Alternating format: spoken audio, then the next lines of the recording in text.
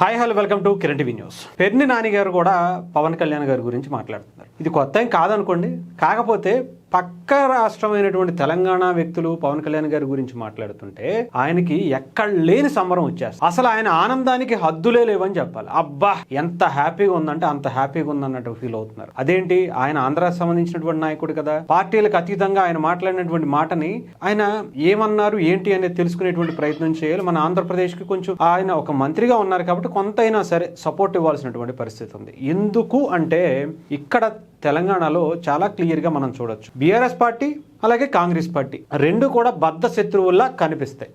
కానీ తెలంగాణ ఇష్యూ వచ్చేటప్పటికి తెలంగాణ నాయకులంటే మేమే ఆ నాయకులం అని చెప్పి బయటకు వచ్చి భుజాలు తడిమేసుకుని వాళ్ళు ప్రెస్ మీట్లు పెట్టి మరీ పవన్ కళ్యాణ్ గారిని ఏదో ఒకటి అనడానికి ప్రయత్నిస్తున్నారు. సినిమాలు బ్యాన్ చేస్తామంటున్నారు, ఇంకొకటి బ్యాన్ చేస్తామంటున్నారు, ఇక్కడ నుంచి తరిమేస్తామంటున్నారు.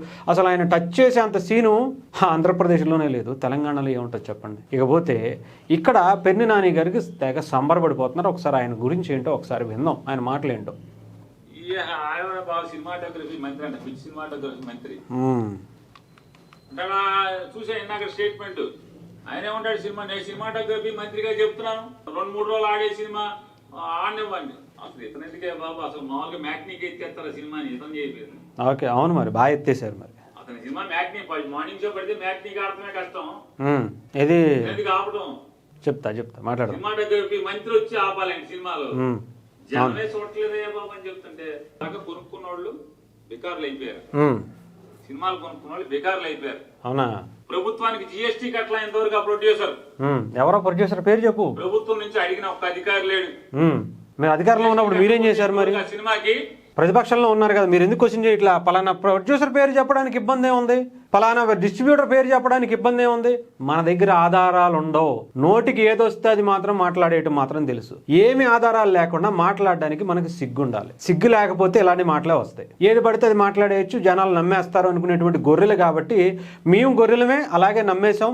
ఎవడో గాలి మాటలు చెప్తే అది ఎన్నేసాం, ప్రజల ముందు మాట్లాడేస్తాం అని అంటే బయట రోడ్డు మీద తిరిగేటువంటి వ్యక్తికి మీకు సంబంధం ఏంటి తేడా? పెర్ని నాని గారు మీకు ఆలోచించాలి.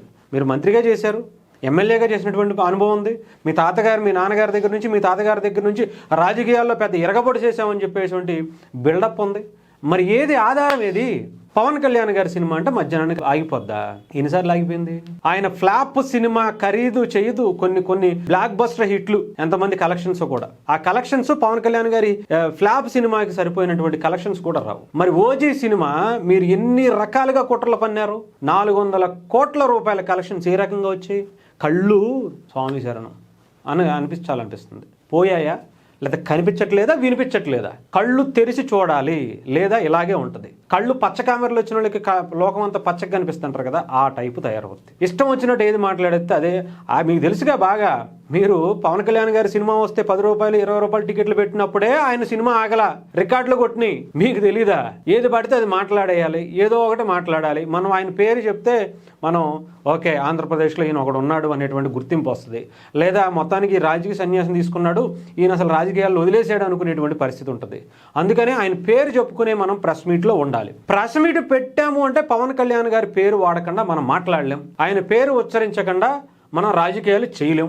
ఆయన కుటుంబాన్ని ఏదో ఒకటి అనకుండా, ఆయన సినిమాల గురించి ఏదో ఒకటి మాట్లాడకుండా మనకి రాజకీయ భిక్షే ఉండదు, మన రాజకీయ జీవితమే ఉండదు. అంతే కదా? సినిమాల దగ్గర, సినిమా హాల్ దగ్గర ఎంఆర్ఓల్ని ఇంకొకరిని పెట్టి సినిమా టికెట్లు అమ్మించినటువంటి మీరు కూడా పవన్ కళ్యాణ్ గారి గురించి మాట్లాడటమేనా? ఎక్కడ మీ పేరు మీకు వచ్చేస్తుందో అని చెప్పేసి అక్కడ అక్రమంగా సంపాదించినటువంటి గోడౌన్లని వీటిని మీ వైఫ్ పేరు మీద పెట్టి ఆవిడని అరెస్ట్ చేయకుండా ఆడవాళ్ళను ముందు పెట్టుకుని రాజకీయాలు చేసేటువంటి మీరు కూడా పవన్ కళ్యాణ్ గురించి మాట్లాడటమేనా?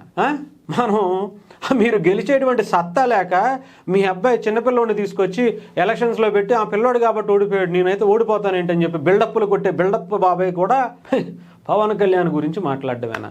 పవన్ కళ్యాణ్ గారు లేకపోతే మీకు రాజకీయ జీవితమే లేదు, మీరు కూడా పవన్ కళ్యాణ్ గారి గురించి మాట్లాడటమే. అసలు మనకి పవన్ కళ్యాణ్ గారు పేరెత్తకపోతే పూటే గడవట్లేదే, మీరు కూడా పవన్ కళ్యాణ్ గారి గురించి మాట్లాడితే ఏంటి? అసలు ఏ రకంగా ఆంధ్రప్రదేశ్ తయారైంది? మీలాంటి వాళ్ళు కూడా ఆంధ్రప్రదేశ్కి నాయకులు. మీరు గనక మీకు దమ్ము ఉంటే ఇంకొక ఎలక్షన్స్లో పవన్ కళ్యాణ్ గారి ఆ మచిలీపట్నంలో పోటీ చేసి గెలవండి, చూద్దాం, తర్వాత మాట్లాడుకుందాం. మనకు అది చేత కాదు. ఈ నోటి దోల మాటలకే కదా ఉన్న మొత్తం 151 కేవలం మీలాంటి వాళ్ళ నోటి దోలే. ఆ అమ్మటి రాంబాబు గారు, పెర్ని రాయని గారు, కొడాల నాని గారు, రోజా గారు, వీళ్ళ నోటి దోల వల్ల కాదా జగన్మోహన్ రెడ్డి గారికి ఈ గతి పట్టింది. ఇంకా సిగ్గు రాకపోతే, ఇంకా సిగ్గుమాలిన మాటలు మాట్లాడకపోతే, ఇంకా మనకి చేత కాకపోతే ఇంకెందుకు, ఇంకా మారాలి కదా, తెలుసుకోవాలి కదా. ప్రెస్ మీట్లో మాట్లాడేసి సోషల్ మీడియాలో హైలైట్ అవ్వాలి, మనం కూడా ఉన్నాం ఆంధ్రప్రదేశ్లో ఉన్నాం అని చెప్పేటువంటి పని. నిజంగా తెలంగాణకి సంబంధించినటువంటి మంత్రులకి నేను ఒక్కటి సూటిగా చెప్తున్నా, ఆయనే మంత్రి, ఆ పిచ్చి మంత్రి అని అన్నప్పుడు మరి మీకు ఆ పిచ్చి అన్న పదానికి మీరు తప్పుగా అనిపించలేదు, కానీ దిష్టి అన్న దానికి మీరు భుజాలు తడిమేసుకుంటున్నారు చూసారా. ఆయనకి సమాధానం చెప్పండి. పిచ్చోడు అంటే మరి ఆయనకి ఏం చేస్తారు? ఆయనకి బిజినెస్లు కూడా ఉన్నాయి హైదరాబాద్లో. మరి ఆయన ఏం చేస్తారు? ఆయన గురించి ప్రెస్ మీట్ పెట్టి మాట్లాడే దమ్ముందా? కాంగ్రెస్ పార్టీ వాళ్ళకి మాత్రం ఒకటే అనుకునేటువంటి పద్ధతి ఉంటుంది. అంటే ఏంటిది? దిష్టి అన్న పదానికి ఏమో ఎంతలా మాట్లాడాలి. ఒక తెలంగాణ సినిమాటోగ్రఫీ మంత్రి, ఆయనే మంత్రి అయ్యా, పిచ్చి మంత్రి అంటున్నాడు ఆయన. మీరు మాట్లాడండి. ఇప్పుడు ఈయన కూడా రాజకీయాల గురించి మాట్లాడుతుంటే నవ్వు తప్ప ఇంకొకటి రావట్లే, అంత హాస్యాస్పదంగా ఉంది. పెర్ని నాని గారి గురించి అసలు ఆంధ్రప్రదేశ్లో మాట్లాడడమే మానేశారు జనాలు. ఆంధ్రప్రదేశ్ పక్కన పెట్టండి, మచిలీపట్నం ప్రజలు ఆయన మర్చిపోయారు. ఆయన కంప్లీట్గా అక్కడ ఏమి లేదు. ఆయన ఇలాంటి ప్రెస్ మీట్ పెట్టుకుని అప్పుడప్పుడు ఏదో అడావిడి చేయటం తప్ప ఆయనకి ఇంకా వేరే అవకాశమే లేదు. ఆయన రాజకీయ జీవితం సర్వనాశనం చేసేసుకున్నారు ఆయన నోటితో. ఈ ఇంకా ఇంకా ఇంకా అధాపాతాళానికి ఆయన అంటారు చూసారా, భస్మాసుర హస్తం అని. ఆయన చెయ్యి కాదు, ఆయన నోరే ఆ భస్మాసుర నోరని చెప్పాలి. ఆయన నోటితోనే ఆయన జీవితం సర్వనాశనం చేసుకుంటున్నాడు. వాళ్ళ అబ్బాయి కాస్తో కోస్తో కొంచెం బాగానే మాట్లాడాడు, కొంచెం అగ్రెసివ్గా ఉన్నాడు. రేపు పొద్దున్న కనీసం ఏదన్నా అవకాశం ఉంటుందేమో, కానీ మొత్తం ఈ నోటితో అది కూడా సర్వనాశనం చేసేస్తున్నారు పెర్ని నాని గారు. ఆయన జీవితమే వాళ్ళ తాతగారి లెగసీ, వాళ్ళ నాన్నగారి లెగసీని ఈ నెలకు నాశనం చేశారు ఆయన నోటితో.